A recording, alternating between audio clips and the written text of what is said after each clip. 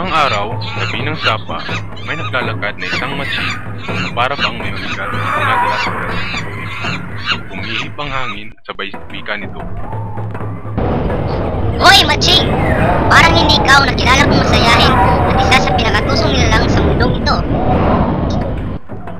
At mukhang sumang-ayon din ng sapa sa sinabi ng hangin.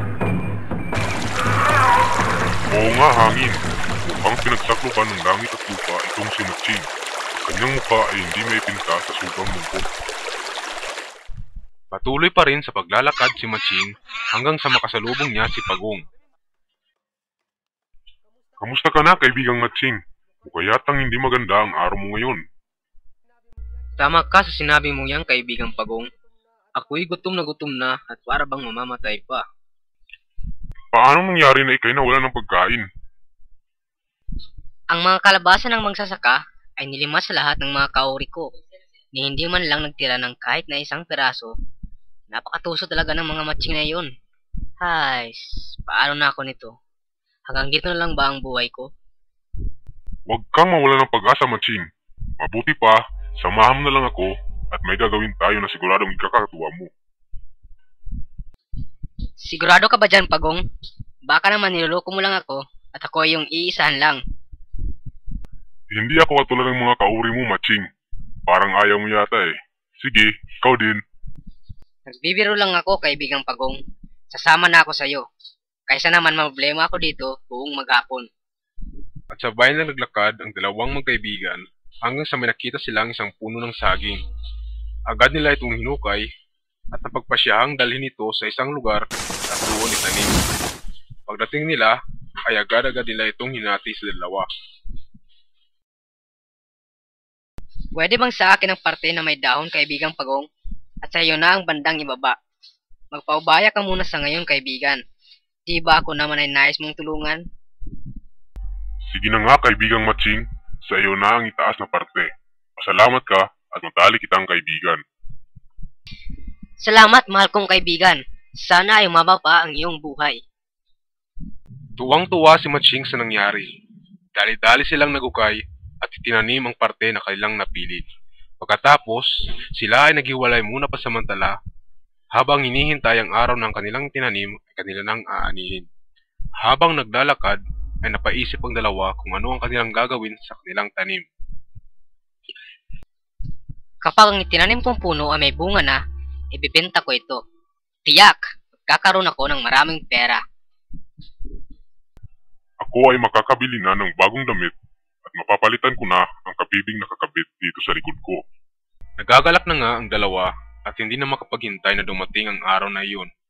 Makalipas ang ilang linggo at dumating na nga ang araw na kanilang pinananabikan. Dumating na nga ang dalawa sa lugar na pinagtamnalin nilang puno ng saging at si Matching ay nagulat sa kanyang nadatnan. Anong nangyari sa aking tanim? Bakit wala pa rin itong bunga at mukhang mamamatay pa? Samantalang si Pagong ay tuwang-tuwa sa kanyang nadatnan. Yahoo! Sa wakas sa takbunga rin ang aking paghihintay. Ang aking tanim ay lumaking malusog at isik pa sa bunga. Makakabili na rin ako ng bagong damit. Ha ha ha ha ha! Ngunit may malaking problema si Pagong. Hindi ito marunong umakyat sa puno. Bigla naging malukot ang kaninang tuwang-tuwa na si Pagong. At agad itong napansin ng tusong si Matching. Kanang malungkot, kaibigang Pagong. Tutulungan kita sa iyong problema. Ako na ang aakyat sa puno para pitasin ang mga bunga. Maraming salamat sa iyo, Matching. Mabuti na lang at naging kaibigan kita. Hindi ko alam kung anong gagawin ko kung wala ka. At dali-daling umakyat ang tusong Matching sa puno at humalakhak sa tuwa sabay sabi nito sa kawawang si Pagong. Napakalaking tanga mo talaga, Pagong. Ang akala mo ba'y bibigyan pa kita ng kahit na isang bunga? Mamatay ka dyan sa inggit. Hahaha. Sa tingin mo ba talaga ay nagbago na ako? Yun ang malabong mangyari. Hahaha. Maawa ka naman sa akin, Matching. Bigyan mo naman ako kahit na isang bunga man lang. Kahit papano ay mapawi naman ang hirap ko sa paghihintay para sa pagdating ng araw na ito. Habang nagmamakaawa si Pagong, ay tuwang-tuwa naman ang Matching sa pagkain ng saging. Tinatawanan nito si Pagong sa ibaba at nakaramdam ng kunting awa para sa kanya. Saluin mo, Pagong, ang ibibigay ko sa'yo. Ang akala ng Pagong ay totoo si Matching sa kanyang sinasabi. Ngunit ang ibinigay nito ay isang hilaw na saging. Hay, sarap talaga ng ganitong buhay. Kung ganito palagi, ay siguradong tataba ako nito. Makatulog nga muna. At nakatulog na nga si Matching. Habang mahimbing ang tulog nito na busog sa kanyang kinain, ay pinaplano na ni Pagong kung paano siya makakapaghiganti kay Matching sa ginawa nito sa kanya. Si Pagong ay nagngingit-ngit na sa galit na para bang bulkan na malapit ng sumabog. Nakariri-marim ang planong naisip ni Pagong. Namulot siya ng matutulis na kawayan at itinusok niya ito sa punong saging. May buhaya! May buhayang paparating! Si Matching ay nagulat at nahulog sa patibong ni Pagong.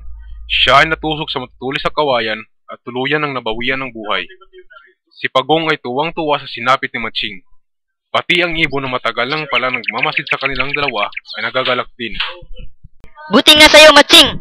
Ang iyong pagiging tuso ang nagpahamak sa'yo. Tama ka sa sinabi mong yang, ibon. Ako ay nabunutan ng tinik sa lalamunan sa pagkawala ni Matching.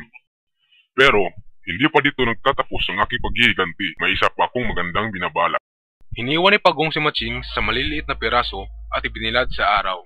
Nang sumunod na araw, pumunta si Pagong sa kabundukan upang doon ibinta ang pinatuyong karne ni Matching sa mga kauri nito.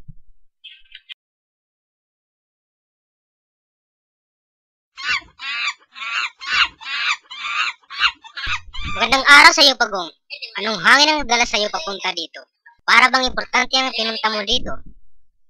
Hindi naman sa gayon. Nais ko lang sana ipagpalit sa inyo ang dala kong pinatuyong karne. Ito'y masarap at pwede nang kainin. Sigurado ka ba dyan, Matching? Mukhang hindi magkakatiwalaan ang Pagong na ito. May punto siya sa sinabi niyang yun. Ang mabuti pa, ay pagkain mo na lang sa kanya ang dala niyang pinatuyong karne. Sumasang-ayon ako sa iminungkahin ng kaori nating Matching. Sige, pumapayag na ako sa gusto niyong mangyari. Kakainin ko muna ito. Dahil sa ginawa ni Pagong, pinaniwala ng mga ito na tapat ito sa kanyang pakay. Pinagpalit ng mga Matching ang mga ninakaw nilang kalabasa sa pinatuyong karne ni Pagong. Ngunit, di pa man gaano nakakalayo si Pagong, ay sumigaw na ito. Mga sandamakmak na inutil! Hindi nyo ba alam na ang pagkain nilalantakan nyo ay karne ng kaori nyong Matching? Ha ha ha ha ha!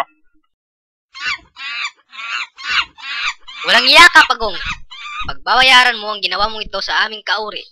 Dahil sa sinabi ni Pagong, ay hinuli siya ng mga Matching at kinuyog sa tirahan ng mga ito. Ngayon ay matitikman mo na, Pagong, ang aming galit. Iiwain ka namin sa maliliit na piraso gaya ng ginawa mo sa kasamahan naming Matching. At bago namin gawin yon, ay papakulong ka muna namin sa kumukulong tubig hanggang sa lumambot ang iyong laman. Nako, kawawa naman si Pagong. At nang biglang tumawa ng malakas si Pagong. Ha ha! Mga inutil talaga kayo! Hindi nyo ba alam na yan ang gusto kong mangyari sa akin? Maraming ulit nang ginawa sa akin ang bagay na yan. Ngunit, ito pa rin ako, buhay! Ha ha ha ha! Ang napaisip ang mga Matching sa sinabi ni Pagong. Kaya naman, umisip pa sila ng ibang plano. Ano kaya kung itapo na lang natin siya sa sapa? Siguradong malulunod at mamamatay siya doon. Parang awa nyo na! Huwag nyong gawin sa akin ang binabalak ninyo. Hindi ako makakahinga sa ilalim ng tubig. Pakawalan nyo na lang ako. Pero hindi nakinig ang mga Matching sa pagmamakaawa ni Pagong. Itinapon nila ito sa sapa, ngunit hindi ng tagal ay lumutang si Pagong na may nahuli pang malaking sugpo. Kayo na talaga sa lahat ng mga inutil. Hindi nyo ba alam na ang sapa ang aking tirahan at ito din ang aking palaruan? Ha ha ha ha! Ngunit kahit ganun ang nangyari kay Pagong ay hindi nagalit ang mga Matching. Sa halip ay humanga pa sila dito dahil sa nahuli nitong malaking sugpo. Pagong, maaari mo bang ibahagi sa amin ang iyong kalaman kung paano kami makakahuli ng ganyang kalaking sugpo? Sige naman, Pagong. Turuan mo naman kami. Meron na namang magandang naisip si Pagong. Sa naisip niyang ito, ay siguradong mawawala na sa kanyang buhay ang mga tusong Matching. Sige na nga, tuturo ko na sa inyo ang dapat inyong gawin. Tinalik ko ang sarili ko gamit ang dulo ng lubid at ang kabilang dulo naman ay tinalik ko sa malaking bato. Ganun lang kadali.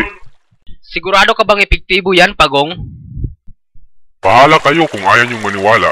Basta ako, tumatanaw lang ako ng utang na loob sa hindi sinasadyang pagpapakawalan niyo sa akin.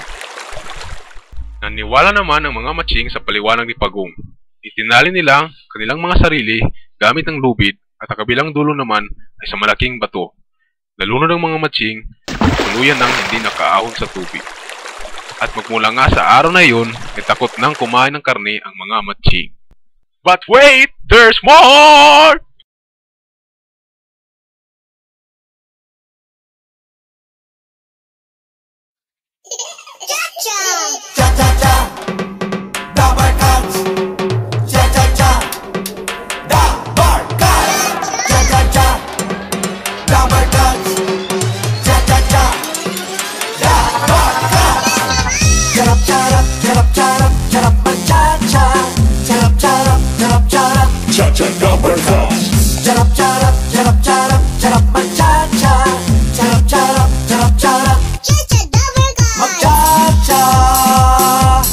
With your smiley face,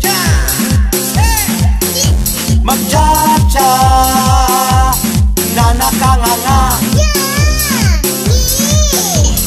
Cha-cha-ra ang buhay, just cha-cha-cha with the Barkas. Charap-charap, charap-charap, charap magcha-cha. Charap-charap, charap-charap, charap-charap, charap-charap, charap magcha-cha. Cha-cha double cut. Pogi cha-cha-cha. Happy ka kung ma-cha-cha-cha. Cha-cha-rap ang buhay, just cha-cha-cha. Charap-charap, charap-charap, charap mag-cha-cha. Charap-charap, charap-charap, cha-cha double cut. Charap-charap, charap-charap, charap mag-cha-cha. Charap-charap, charap-charap, cha-cha double cut.